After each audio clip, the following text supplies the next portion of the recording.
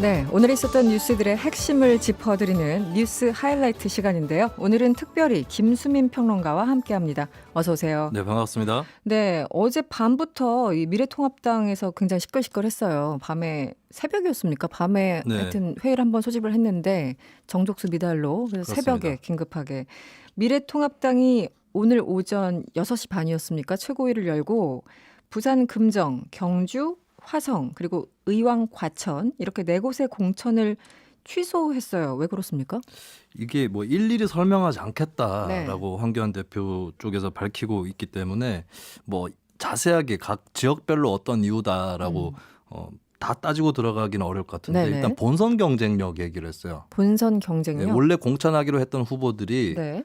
나가서 상대 당과 제대로 싸울 수 없다 뭐 이런 얘기가 되는 거겠죠. 네. 그리고 뭐 이력에 문제가 있다 이런 지적도 있는데 네. 근데 이제 좀 의문인 거는 이제 본선 경쟁력을 어떻게 측정을 하는 것인가 그 기준이 무엇인가라는 것도 있고 그다음에 다른 지역들도 이렇게 치면은 또 공천을 철회할 수 있는 네. 그런 지역이 있지 않을까 싶은데 이 네 군데라고 했을 때는 네네. 뭐 나름대로 막판에 돌려도 되는 그러니까 뭐 열 몇 군데 이거보다 네 군데가 좀 쉽지 않습니까? 그렇겠죠. 결국에는 네, 좀 숫자. 어느 정도 수를 정해놓고 몇 개 지역을 좀 선정해가지고 공관위 결정을 뒤엎기로 한 것 같고 당내에서 굉장히 잡음들이 있었겠죠. 특히 지역이라든지 네네. 반발이 있고 또 특히 이제 황교안 대표라든지 이쪽하고 더 가까운 쪽의 반발이랄까요? 그런 것들이 있었다라고 밖에 볼 수 없겠죠.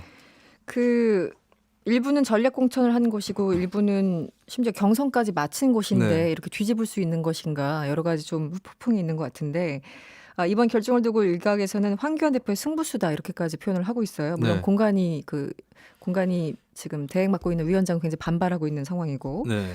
어떻게 보십니까? 이런 결정? 이게 뭐 옳든 그러든 위력적으로 보이기는 하죠. 근데 음. 본질적으로 저는 네. 4년 전에 네. 김무성 대표가 불어서 다시 돌아왔습니다. 네, 네. 네, 그때는 김무성 대표 혼자라서 네. 도장을 숨겨놓고 길을 떠났지만 길을 떠났죠. 부산으로. 이번에는 최고위원회 차원에서 뒤집을 수 있으니까 굳이 도장을 숨길 필요도 없이 강행한 거다. 그러니까 4년 전에 있었던 막판 공천 뒤집기와 무공천 네. 이 사실 좀 외양만 달리했을 뿐 다시 돌아온 것이다라고 봐야 될 것 그러니까 같아요. 도장을 들고 지방으로 도망가지 않고 네, 그냥 현장에서 바로 뒤집은. 뭐 도망간 건 아니었습니다.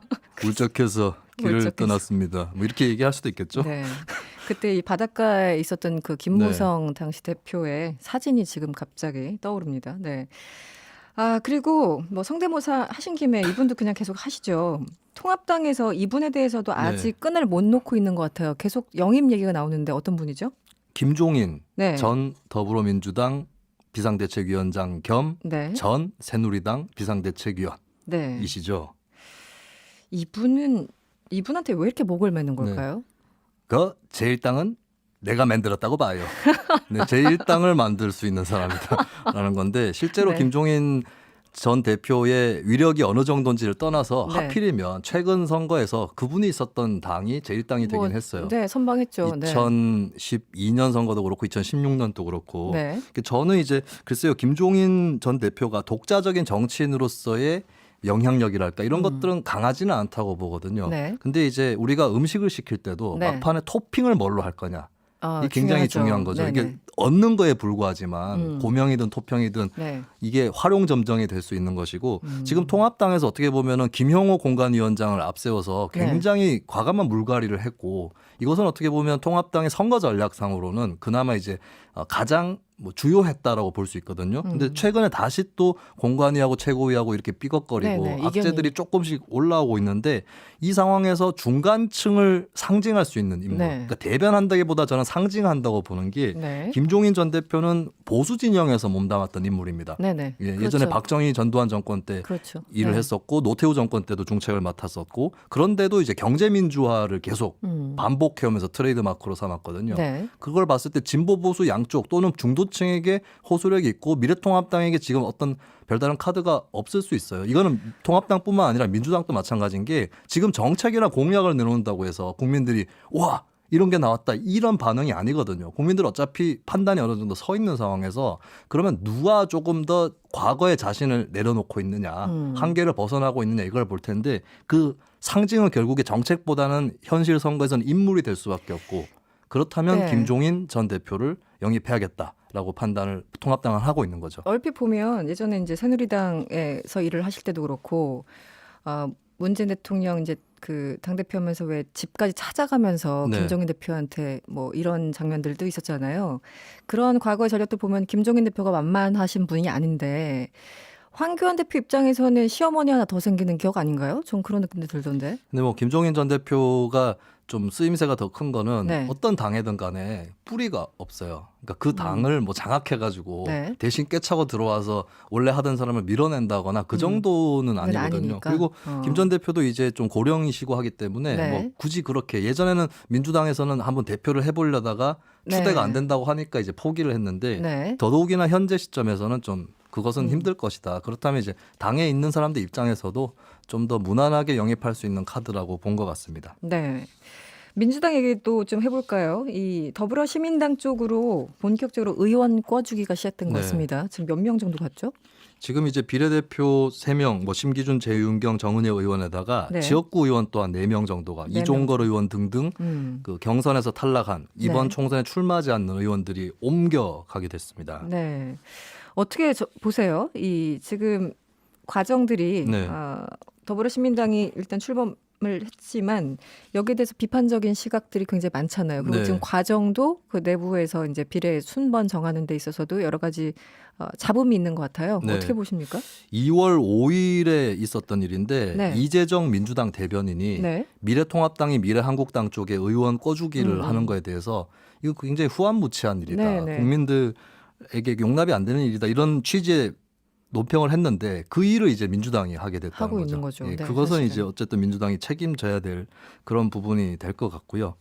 그리고 이제 오죽하면 이런 생각도 들어요. 그러니까 결국에 민주당 입장에서는 더불어시민당을 찍어 주십시오라고 캠페인을 전개해야 되는데 지금 의원들도 뭐 네. 금태섭 의원이나 다선인 원혜영 의원이나 본인들도 안 가잖아요. 네네. 본인들도 안 가는 정당에 대해서 투표를 해달라고 할 수 있을까? 예, 좀 그런 생각도 듭니다.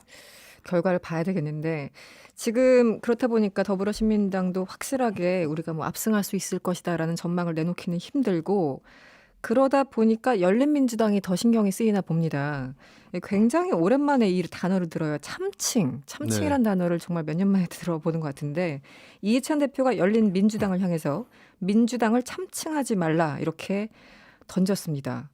이거 어떻게 보십니까? 그러니까 열린민주당을 지지하려고 하는 시민들 입장이나 혹은 열린민주당 정치인들 입장에서는 일종의 쌍끌이라고 생각을 하고 있을 거예요. 더불어시민당은 시민당대로 양쪽 다. 열린민주당은 네. 민주당대로 표를 가져가서 의석을 불리겠다라고 생각할 텐데 근데 그게 어차피 위성정당이라는 프로젝트가 지역구하고 비례대표로 쌍끌이 이중잣대로 쌍끌이 한다고 치고 난다면 네. 비례대표에 한해서는 열린민주당이랑 더불어시민당은 제로성 관계입니다.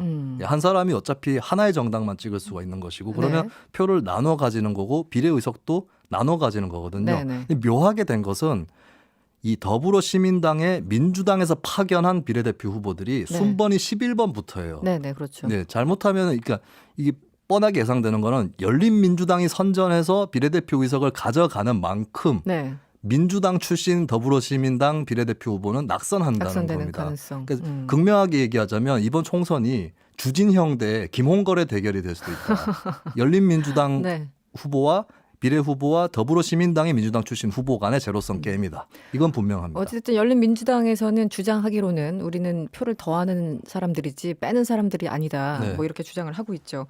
어찌됐든 요즘 고무돼 있는 것 같아요. 지지율이 급상승했나 봅니다. 열린민주당. 뭐 이 기세면 19명 전원 당선 뭐 이렇게까지 얘기를 하는데 어떻게 네. 보십니까? 뭐 지지율은 이제 선거 때까지 사실 불확실한 거고 이게 비례대표 지지율 같은 경우는 특히나 여론조사 가지고는 좀 가름하기가 어렵긴 해요. 근데 제가 봐도 이게 지지율 급상승 요인은 분명히 있어요. 왜냐하면 이제 민주당 지지층 중에서도 특히 이제 최근에 뭐 팟캐스트라든지 이게 1년 한 10년간의 흐름이죠. 네네. 여기서 형성돼 있는 팬덤이 있는 것이고 그렇죠. 여기서 네. 우리끼리 한번 뭉쳐보자고 했을 때 또 새로운 기운이 생겨날 수는 있는 거거든요. 그렇게 봤을 때 저는 열린민주당이 꽤 선전할 것이다. 꽤 선전할 라는 것이다. 또 약간- 장담을 해봅니다. 그리고 뭐 정의당하고 좀 경쟁. 그러니까 정의당과 표밭이 나눠진다기보다는 네. 어느 쪽이 지지율이 더 많이 나올 거냐. 네. 예, 이것도 한번 관전 포인트인 것 같아요. 알겠습니다. 백성준님 문자 주셨는데요. 우와 성대모사 정말 잘하시네요. 김무성 전 대표가 나온 줄 알았습니다. 저도 많이 연습해야겠네요. 알겠습니다. 고맙습니다. 지금까지 뉴스 하이라이트 김수민 평론가였습니다. 고맙습니다. 감사합니다.